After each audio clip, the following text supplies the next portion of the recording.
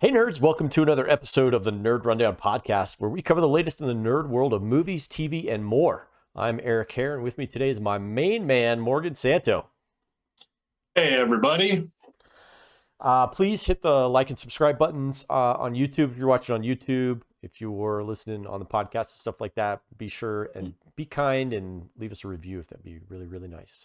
And then if you come on to YouTube, leave us a comment, talk with us. So no rundown this week.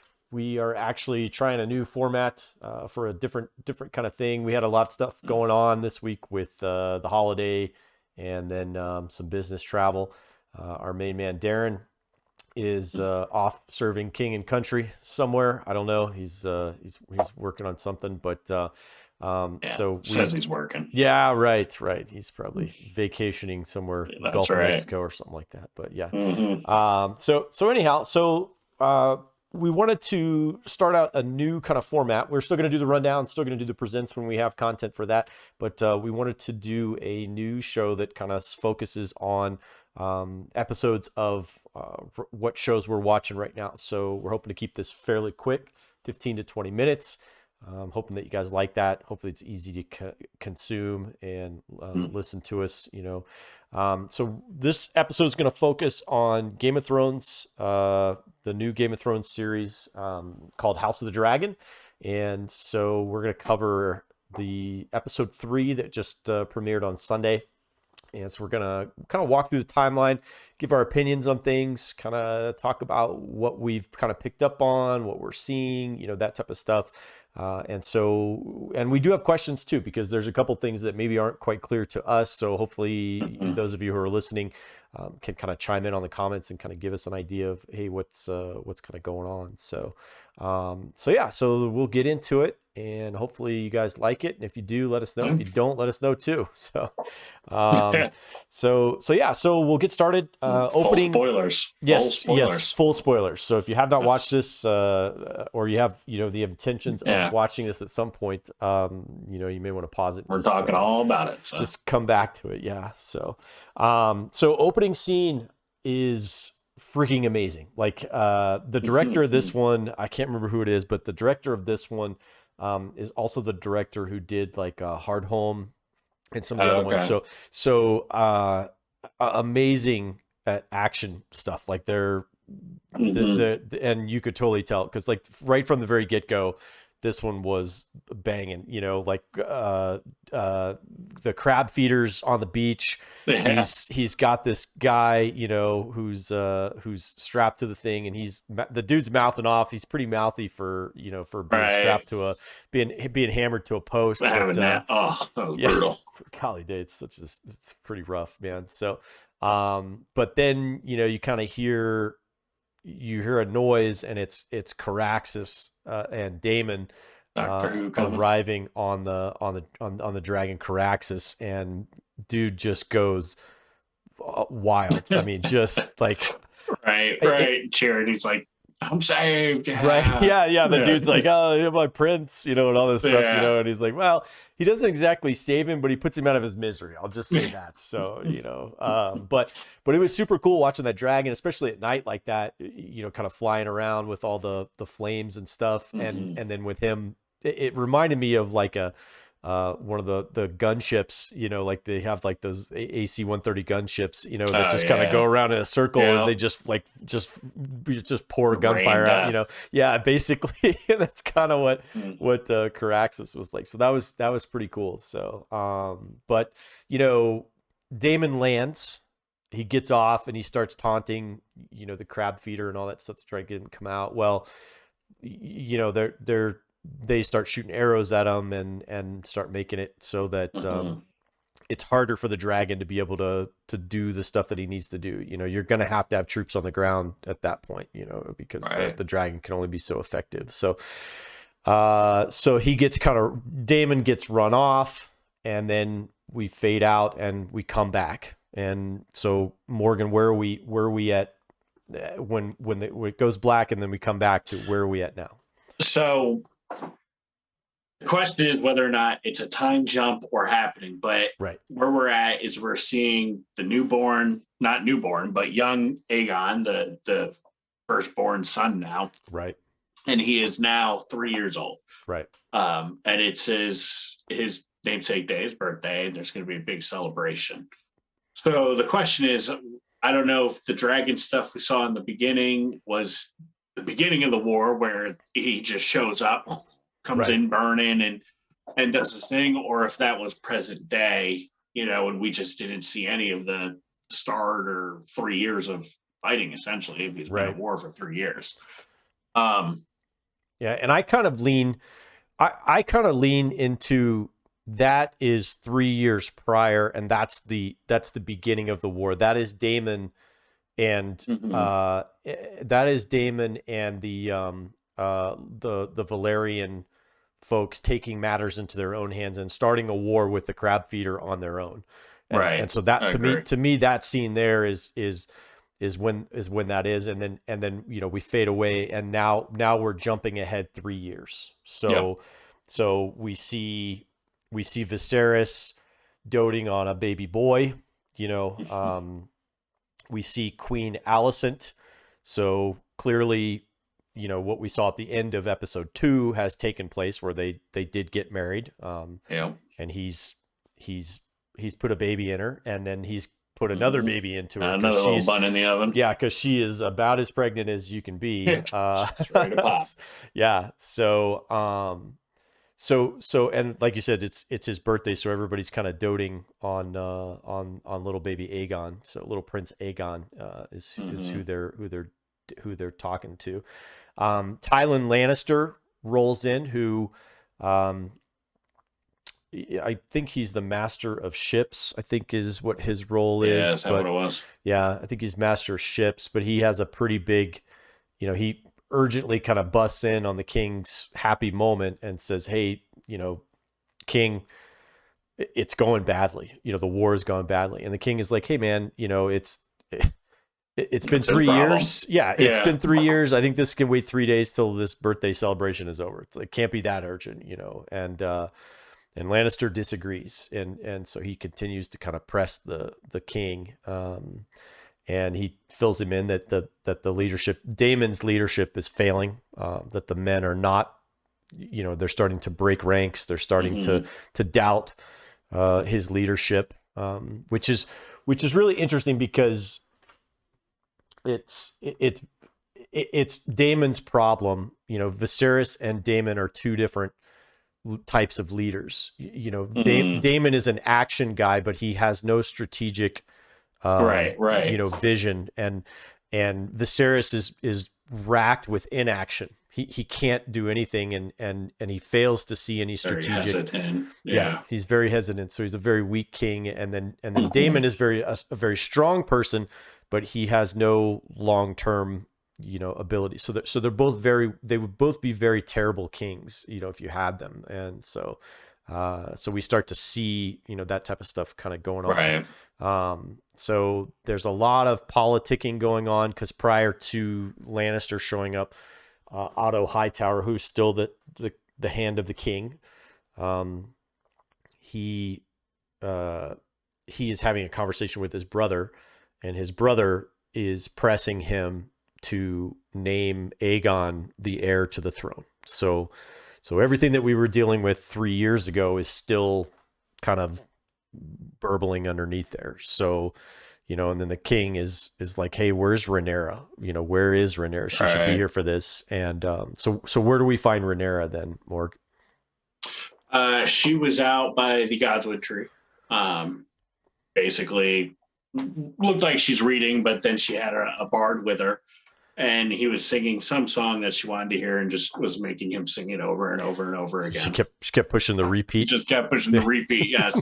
Like, you even see him, like, he's like, shakes his hands. It's one of those, like, he's got to crack his fingers, and goes back to playing. Right. And then that's when the new queen comes Alicent rolling into the yard. Alicent comes rolling into the yard. Right. Formerly her best friend. Right. So you can tell there's still a lot of tension there. It's still awkward. Rhaenyra's not happy about it. You can tell. Yeah. And I feel bad, because I feel like Alicent is really trying. Right. Like, I don't think she has any ill intentions, or hates her. Like, I think she genuinely feels for her because she's trying and, Right. wants her to be there and, saying, yeah, you're commanded to be there, but like, Right. I don't want you to go because of that. Like, I want you to go because you want to go. Yeah. And, you kind of feel bad for her there, but it really shows how they're still, it's still awkward. Yeah. It's not getting better. 3 years later, she's still betrayed. She still feels betrayed that her best friend married her dad. Exactly. Exactly. Which is interesting because you don't, I'm sure Alicent had some ambition to be queen. Of course, I mean, I think that she knew what was happening, but did she really have a choice in the whole matter to begin with? Right. Her dad was angling to get her in. I mean, she was a teenager. He was angling to get her in the king's bed the night he buried his wife. Right. So it just, and so I'm sure she had some ambition to be there, but I think you can still tell that she has that friendship. That friendship with Rhaenyra is still very important to her. Yes. And Rhaenyra can't see that. So she essentially orders Rhaenyra to go on the hunt with them because they're doing this Aegon's name day. Is they put on a big hunt in his honor. So, which I guess I was reading something along the lines that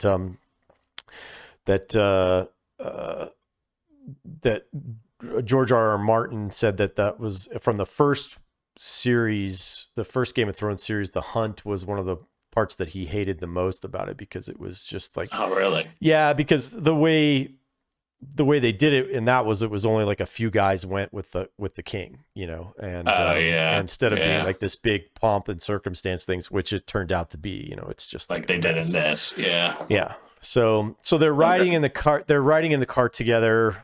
Viserys, Rhaenyra, Alicent, and then some assistants and stuff like that. And they're having this conversation, and Viserys is trying to remind Rhaenyra that she has duties, as the princess.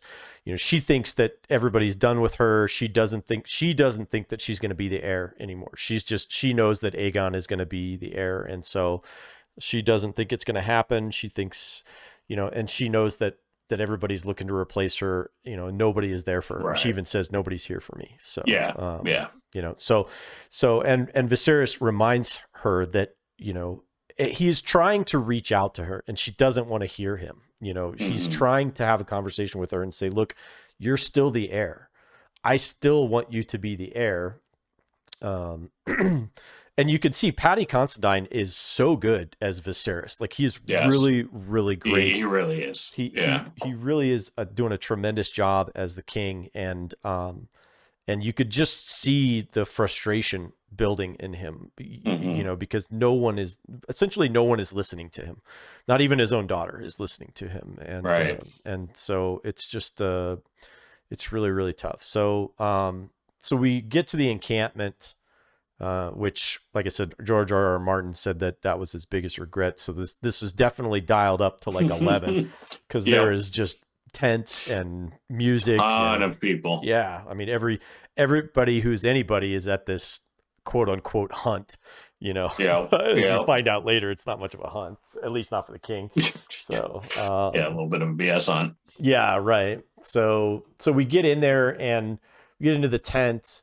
Mm-hmm. And there's a bunch of women talking. Some of the gossip. The highborn women, and they're talking about the crab feeder, and how he apparently captured some highborn woman and was selling her into bondage, and so they're afraid, of this, and so Rhaenyra is walks in there and she's not very comfortable. You can clearly see that this is not where she wants to be. Like she doesn't want to be around any of them. And she really doesn't want to put up with any of their nonsense. They ask her a question like, what does the princess think? It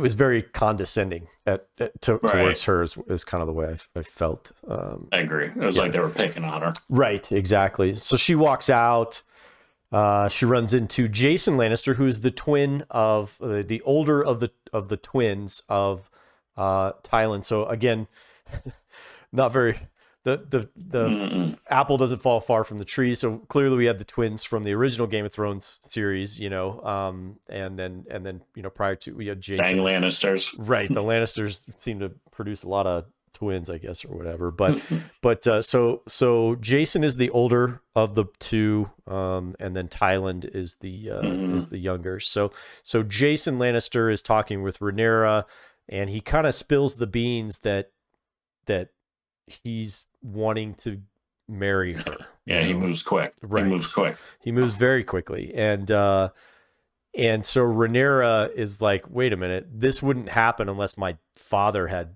signed off on it, and so she goes to confront her father, and it does not go well. They have a big blowout in front of everybody. And he tells her that you have duties and that you will marry, and yada yada. Yeah. And he explains like even I'm not above duty, and explain like you just got to. This is how it is. Right. And kind of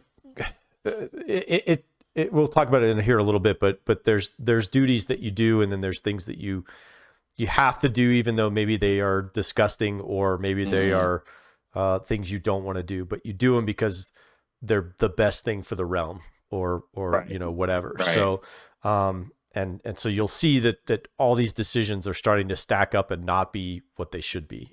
So Rhaenyra runs off into the woods. She grabs a horse, takes off.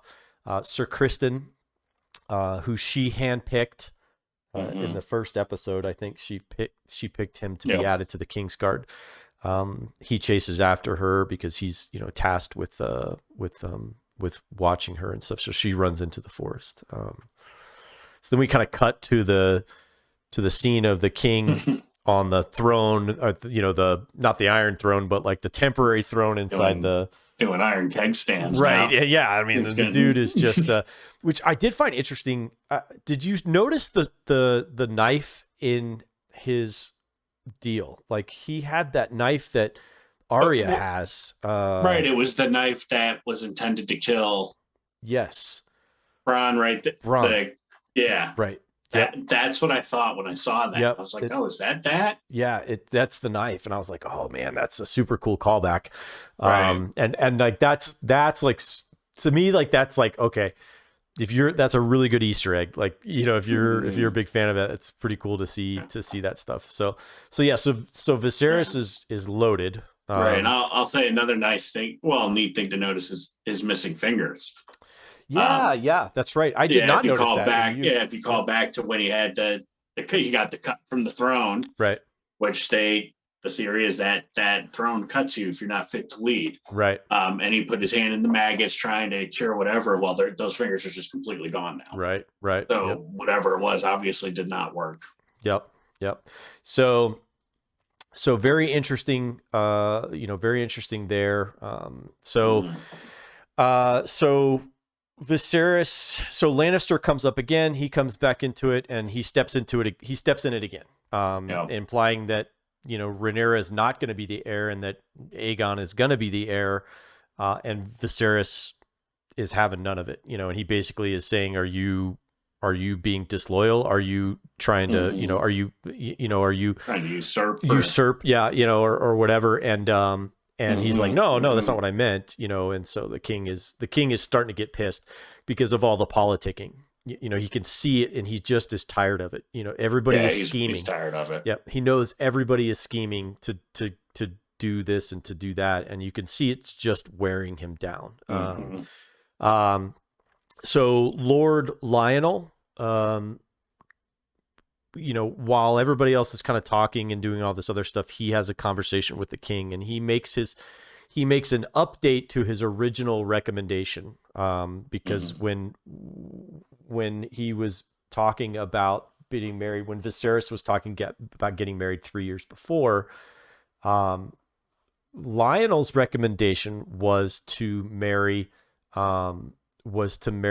the Lyanna Valyrian to unite the Valyrian house with the crown, because the Valyrian house is the most powerful house of all the highborns out there. So And Viserys can't do it.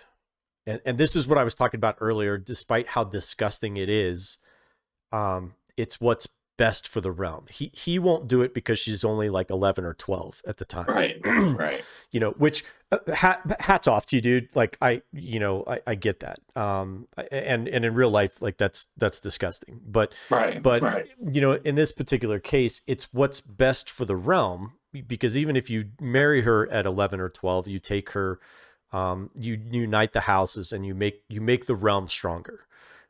Is what you end up doing there. And so that's a tough decision. And we go back to Daemon is the one that's capable of making the tough decisions, and Viserys is not capable of making the tough decisions. And so instead of marrying Alicent Hightower, he should have married Lyanna Velaryon, is who he should have married. But again, he can't do it. So he does end up marrying Alicent, and things spiral further and further down. So Otto, during this time, I think Otto Hightower even recommends to the king that he marry Aegon, that Aegon needs to be the heir. And that she marry Aegon, and that Rhaenyra marry her half brother Aegon. And you know, and I'm like, oh my god, like and Viserys is like, he's 2 years old, you know, he's a 2-year-old, like at this point, like what are you talking about? Like, it's disgusting to him. Like marrying his half sister is totally okay, but the fact that he's 2 is just out of bounds, you know. Like, right. So then we kind of move into Otto and Alicent talking. And Otto is saying, you know, Otto, the hand of the king, is saying that Alicent, you know, you need to convince your husband, you need to convince the king that Aegon needs to be the heir, because if he's not, the realm will tear itself apart. You know, and which is, you know, clearly laying the groundwork for what's coming, you know, that type of stuff. Exactly. So what happens next then, Morg? We get the hunt portion, I guess.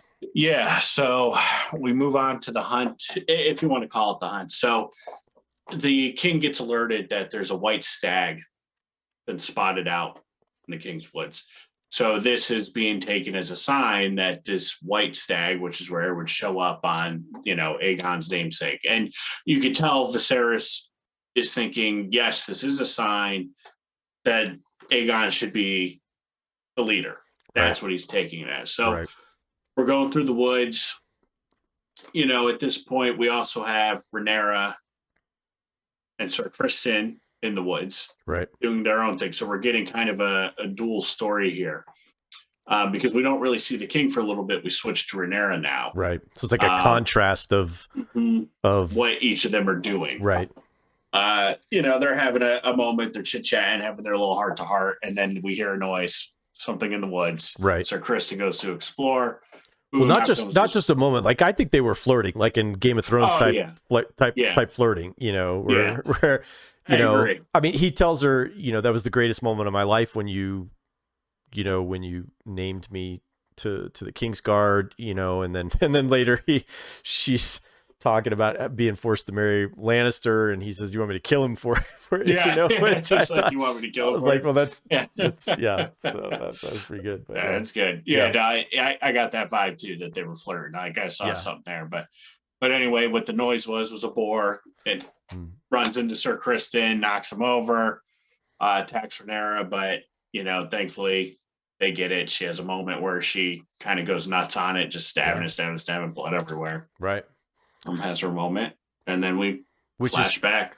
Which is, if we go back to the first season of Game of Thrones, you know, Baratheon was gored by a boar, and that's what ended up killing him, was a boar. So that didn't happen by accident either. You know, Rhaenyra beating that boar, I think, you know, contrasted with Baratheon dying by one is kind of interesting. So, and two, I'll say, her getting her frustration out on that boar the way she did. Yeah. I like when they kind of do that stuff, because it's a little reminder that the Targaryens all do have a little something off in them. Yep. And they can be pretty brutal. And as we know, we saw what happened, but you know, that's tradition with them, is that they can be mean and kind of go a little crazy. Yeah. Most likely due to all the inbreed. Right. Yeah. Right. That'll mess with you. That'll mess with you. But then we get back to the hunt. We're at the king, and there's the stag. They have it all tied down. It really isn't fair. Yeah. But it's not a white stag. It's just a regular old brown stag, nothing special. And yet, I don't know. I sensed a little. I don't know if it was disappointment. Oh, very much relief. So. You could think it was disappointment, not a relief look. No, I think it was disappointment on his face that it wasn't a white one. You know, that was. I think it was because he had talked about the signs and stuff like that. You know, he had been told that the white stag was the symbol of divine leadership, that type of stuff. So I think definitely there's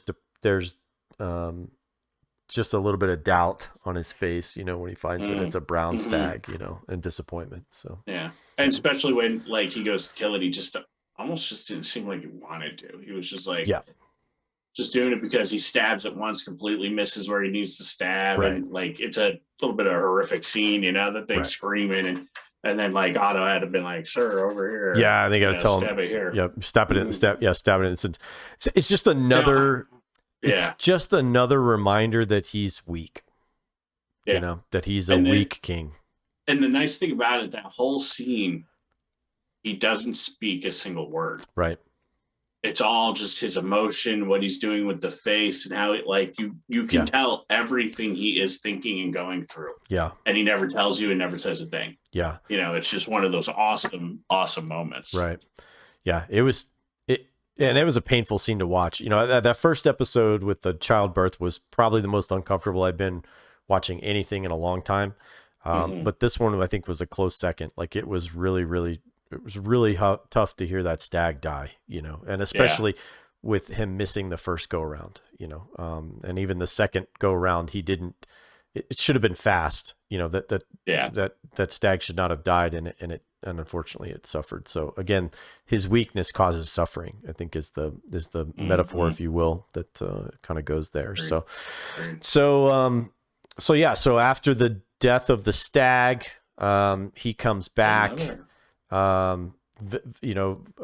Viserys goes back, and Otto and all of them are having a conversation about him committing troops to the war in the Stepstones to assist his brother Daemon in this.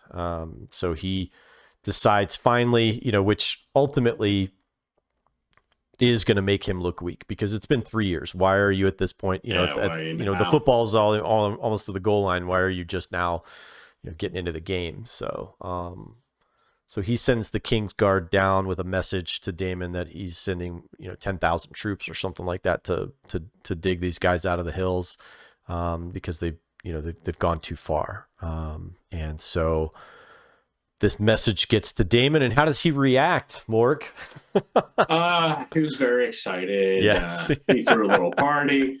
No, he lost his mind and beat the living hell out of the poor messenger who was just delivering a note. Beat him, and he takes off, man.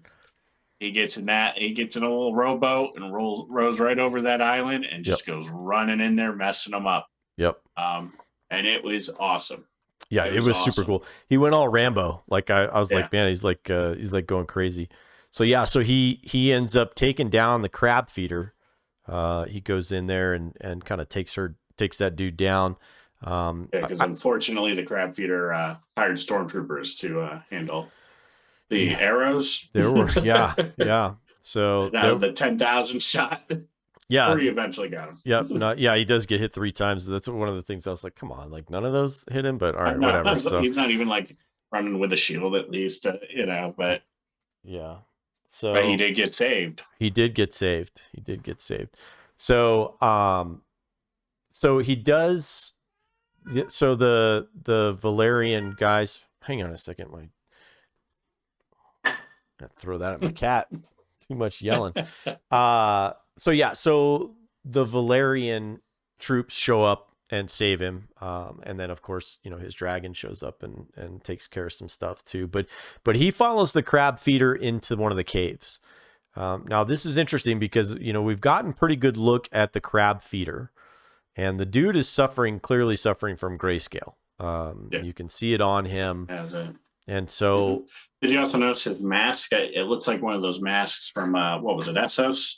Yes, that's what I was wondering too. The slaveholders kind of revolted and started killing. Yep. All the Danny's folks, they started killing. Mm-hmm. Yeah, they had all those masks on. So yes, I do think it was a mask from them. And then like I said, the grayscale stuff was on there. So we see Damon walk out of the tunnel.